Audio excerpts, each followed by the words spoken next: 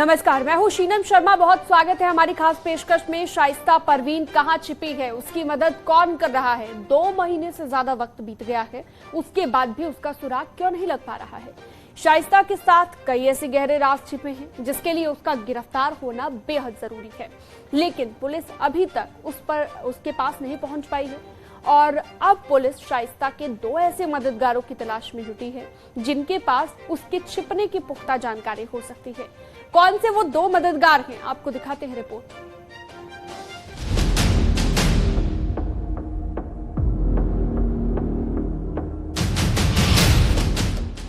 शाइस्ता फरार, रडार पर मददगार। अतीक का गनर, शाइस्ता को कवर। राज गहरा, चप्पे चप्पे पर पहरा। 2 माह से ज्यादा का समय हो गया है, शाइस्ता परवीन का कोई पता नहीं है। जांच एजेंसियां जगह जगह शाइस्ता परवीन की तलाश कर रही हैं। कछारी इलाके से लेकर कौशाम्बी और प्रयागराज के बॉर्डर के तमाम गांवों में तलाश किया गया है, लेकिन अब तक शाइस्ता परवीन का कोई पता नहीं चला है। शाइस्ता को तलाश रही एसटीएफ की टीम लगातार छापेमारी कर रही है, लेकिन लेडी डॉन का पता नहीं चल पा रहा है। अब वो लोग पुलिस के रडार पर हैं जो शाइस्ता की फरारी में मदद कर रहे हैं। इस लिस्ट में कई नाम हैं, लेकिन 2 नाम अहम हैं, जिनमें एक है शाइस्ता की मददगार मुंडी पासी, जो कछार इलाके की रहने वाली है। दूसरा नाम है एहतेशाम, जो अतीक का गनर रह चुका है। सूत्रों के मुताबिक शाइस्ता परवीन उमेश पाल हत्याकांड से पहले कछार की रहने वाली महिला मुंडी पासी से मिली थी। इस दौरान शाइस्ता अतीक के गनर के साथ गई थी, जो उसको पुलिस की हर पल की सूचना दे रहा है। आशंका है कि महिला मुंडी पासी और गनर एहतेशाम दोनों शाइस्ता की फरारी में मदद कर रहे हैं।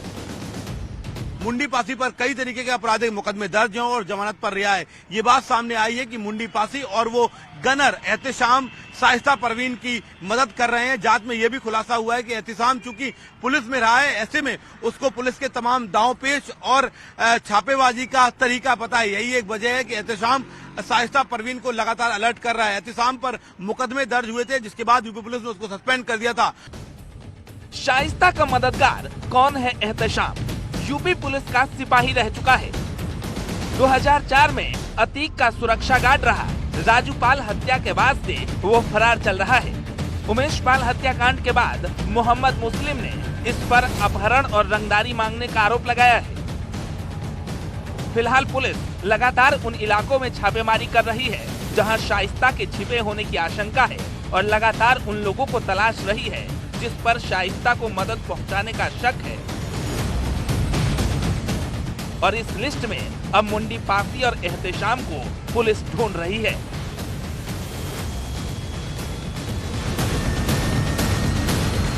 सबसे बड़ी जानकारी यही आई है कि माफिया अतीक अहमद के यूपी पुलिस से बर्खास्त सिपाही और उसके मददगार एहतेशाम और इसके साथ साथ अपराधी महिला मुंडी पासी लगातार शाइस्ता की मदद कर रही हैं, जिसकी वजह से शाइस्ता जांच एजेंसियों की गिरफ्त में नहीं आ रही है। लेकिन जांच एजेंसियां लगातार लगी हुई हैं। शाइस्ता के साथ ही साथ उसकी ननद आयशा नूरी और उसकी देवरानी यानी कि अशरफ की पत्नी जैनब फातिमा को लेकर भी जांच एजेंसियां तलाश कर रही हैं। लेकिन टॉप अगर प्रायोरिटी किसी को दी जा रही है तो वो शाइस्ता की, क्योंकि शाइस्ता को गिरफ्तार करने के बाद ही शूटर्स को लेकर तमाम जानकारियां और किस तरह से जेल से हत्याकांड की साजिश रची गई, इसको लेकर बड़ा खुलासा हो सकता है। तो ऐसे में अब जांच एजेंसियों को सरगर्मी से शाइस्ता परवीन की तलाश है। अब देखना यह है कि जांच एजेंसियां कब तक शाइस्ता परवीन तक पहुंचती है।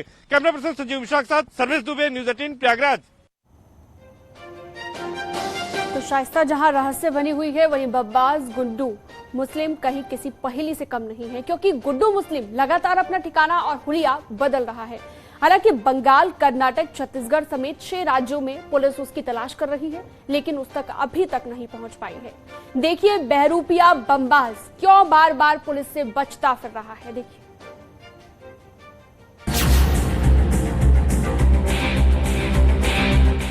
बार बार ठिकाने बदल रहा बमबाज,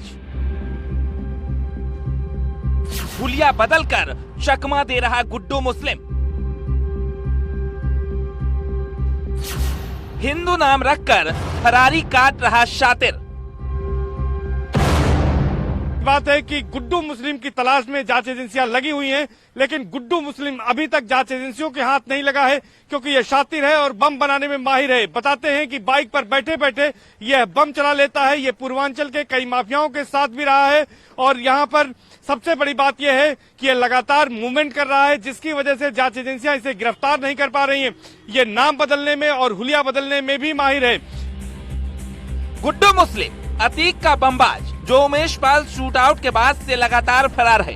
यूपी के कई जिलों के साथ साथ देश के कई राज्यों में एसटीएफ इसकी तलाश कर रही है, लेकिन गुड्डू बमबाज हाथ नहीं आ रहा। सूत्रों के मुताबिक गुड्डू मुस्लिम नाम बदलकर छिप रहा है। छिपने के लिए हिंदू नामों का इस्तेमाल कर रहा है। आयुष चौधरी, बबलू, संदीप और सुरेंद्र नाम बदल चुका है। लगातार ठिकाने और हुलिया बदल रहा है। वेशभूषा बदल गुड्डू मुस्लिम ने मूछें भी हटा ली है। गुड्डू मुस्लिम की तलाश में पुलिस ओडिशा, बंगाल, कर्नाटक, छत्तीसगढ़ समेत 6 राज्यों में छापेमारी कर चुकी है। जितने भी करीबियों तक एसटीएफ पहुंची है, पूछताछ में सबने उसका अलग अलग हुलिया बताया है। गिरफ्तारी से बचने के लिए बमबाज गुड्डू मुस्लिम नए नए पैतरे अपना रहा है। एसटीएफ की जांच में ये खुलासा हुआ है कि गुड्डू मुस्लिम ने अपना वेशभूषा और हुलिया पूरी तरीके से बदल दिया है। गुड्डू मुस्लिम ने न सिर्फ हुलिया और वेशभूषा बदला है, बल्कि लगातार वो अपनी लोकेशन भी चेंज कर रहा है और हर एक जगह नए हिंदू नाम का उपयोग कर रहा है। एसटीएफ की जांच में इस बात का खुलासा हुआ है कि गुड्डू मुस्लिम के जो करीबी हैं वो भी उसका अलग अलग हुलिया बता रहे हैं। इस दौरान ये बात सामने आई है कि गुड्डू मुस्लिम ने कपड़े पहनने के तौर तरीकों को भी पूरी तरीके से बदल दिया है। गुड्डू मुस्लिम न सिर्फ यूपी, एमपी, दिल्ली, राजस्थान, बल्कि छत्तीसगढ़ और उड़ीसा में जहां जहां पर छुपा हुआ था, उस दौरान उसने हिंदू नामों का इस्तेमाल किया। अब एसटीएफ की 2 टीमें और प्रयागराज पुलिस की 1 टीम फिलहाल गुड्डू मुस्लिम के पीछे लगी हुई है। बड़े स्तर पर सर्च ऑपरेशन चल रहा है। उम्मीद है कि पुलिस जल्द ही बमबाज गुड्डू मुस्लिम को धर दबोचेगी, लेकिन उसका बार बार नाम, हुलिया और ठिकाना बदलना एसटीएफ के लिए भी सिरदर्दी बनी हुई है। तो यहाँ तक जाता है कि यह उसके बाद अजमेर गया था, पुणे और नासिक भी जाने की खबर है, पश्चिम बंगाल और उसके बाद उड़ीसा गया था। उड़ीसा में करीब 15 दिन तक बताया जाता है कि ये अपना नाम आयुष चौधरी बताकर वहां पर रुका था। इसके साथ साथ इसने दाढ़ी भी बढ़ा ली थी, अपना हुलिया बदल लिया था। लेकिन जब जांच एजेंसियों की इसकी भनक लगी तो वहां पर जब जांच एजेंसियां पहुंची तब तक यह फरार हो चुका था। इसने अपना सामान भी छोड़ दिया था। इसके बाद इसके मीट कारोबारी राजा खान से जब जांच एजेंसियों ने पूछताछ की तो पता लगा कि यह छत्तीसगढ़ भाग गया है। फिलहाल इसकी लास्ट लोकेशन छत्तीसगढ़ मिली थी, लेकिन जांच एजेंसियों के लिए गुड्डू मुस्लिम एक अबूझ पहेली बनकर रह गया है, क्योंकि अभी तक यह जांच एजेंसियों के हाथ नहीं लगा है। लेकिन सबसे ज्यादा सरगर्मी से तलाश गुड्डू मुस्लिम की हो रही है, क्योंकि गुड्डू मुस्लिम के सीने में कई ऐसे राज दफन हैं जिनका इस केस के खुलासे के लिए पुलिस का जानना बेहद जरूरी है। कैमरा पर्सन संजीव मिश्रा के साथ सर्विस दुबे, न्यूज 18 प्रयागराज। पाल अपहरण कांड में उम्र कैद की सजा पा चुके अतीक के वकील खान सौलत हनीफ से पुलिस ने पूछताछ की है। नैनी सेंट्रल जेल में पुलिस ने उससे उमेश पाल मर्डर केस और शाइस्ता के हवाला पैसों के बारे में पूछताछ की।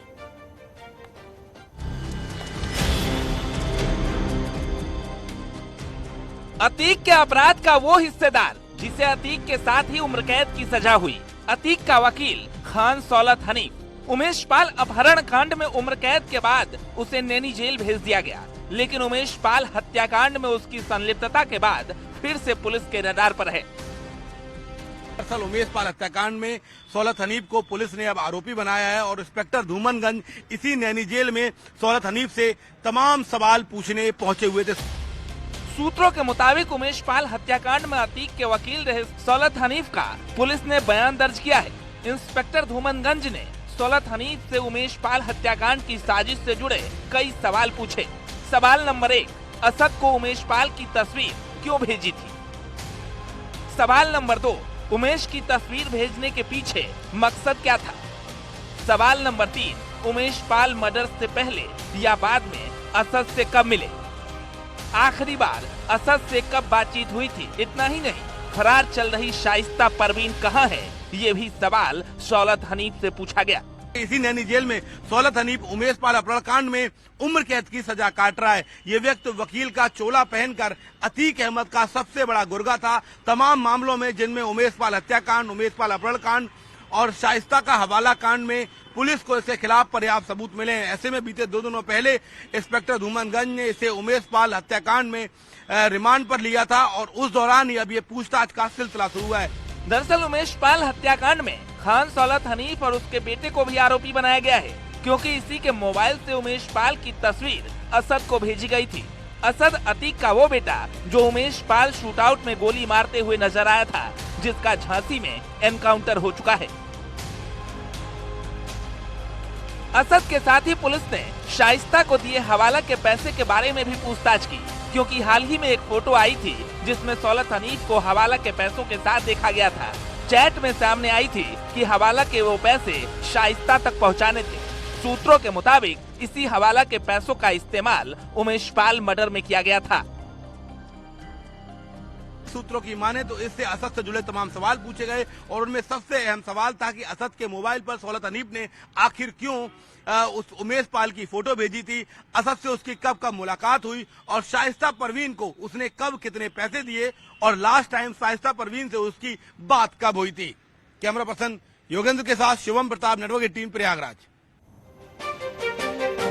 अतीक अहमद के फरार गुर्गों की तलाश चल रही है और इसी बीच अतीक के काले कारनामों को लेकर कई खुलासे हो रहे हैं। अब एक खुलासा ये हुआ है कि अतीक अपनी काली कमाई से करोड़ों का सट्टा बाजार चलाता और दूसरा खुलासा ये कि दिल्ली में एक नेता की मदद से अतीक के बनाए 100 करोड़ से ज्यादा की संपत्ति की जानकारी मिली।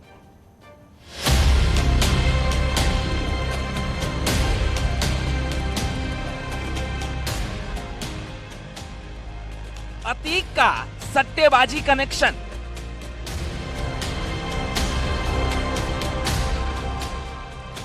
करोड़ों की काली कमाई अतीक ने सट्टेबाजी में लगाई। अतीक अहमद मारा गया, लेकिन उसके काले कारनामों की फहरिस्त खत्म नहीं हो रही। अब खुलासा ये हुआ है कि अतीक अवैध रूप से कमाए करोड़ों रुपए सट्टेबाजी में लगाता था। पुलिस ने कौशाम्बी से कई सट्टेबाजों को उठाया है। एसटीएफ की जांच में अतीक और उसके कुछ सट्टा कारोबारियों के साथ कनेक्शन के बारे में भी जानकारी मिली है। अब पुलिस उन सट्टा कारोबारियों के बारे में जानकारी जुटा रही है जो अतीक के काले कारोबार में शामिल थे। माफिया डॉन अतीक अहमद की मौत के बाद उसके काले कारनामों से एक एक करके पर्दा उठता जा रहा है। अब एसटीएफ की जांच में ये बड़ा खुलासा हुआ है कि अतीक अहमद सट्टा कारोबारियों के संपर्क में था और काली कमाई को वो सट्टा कारोबारियों के जरिए इन्वेस्ट करता था। ये बात सामने आई है कि प्रयागराज और कौशाम्बी जिले के कई बड़े सट्टा कारोबारी उसके संपर्क में थे जो उसका पैसे का इस्तेमाल इस सट्टा बाजार में करते थे। अब प्रयागराज पुलिस और कौशाम्बी पुलिस ने ऐसे 7 सट्टा कारोबारियों को उठाया है जिनके पास अतीक के करोड़ों रुपए थे और उसके जरिए वो सट्टा खेल रहे थे। एक और अतीक के सट्टा कारोबार का खुलासा हुआ है तो दूसरी ओर सूत्रों के हवाले से खबर ये भी है कि दिल्ली में एक नेता की मदद से अतीक ने करोड़ों की संपत्ति बनाई थी। 100 करोड़ की संपत्ति शाहीन बाग, ओखला, बाटला हाउस, साकेत और साउथ दिल्ली में होने की जानकारी हाथ लगी है, जिसकी जानकारी सिर्फ अतीक के खास परिजनों को थी। खुलासा ये भी हुआ है कि इसी नेता के 2 बेटों की दोस्ती अतीक अहमद के बेटे असद, अली और उमर से थी। कई बार उमर और अली इस नेता के घर पनाह भी ले चुका था। अब एसटीएफ जांच कर रही है कि कहीं असद को दिल्ली में छिपने के लिए इस नेता के बेटों ने तो मदद नहीं की थी।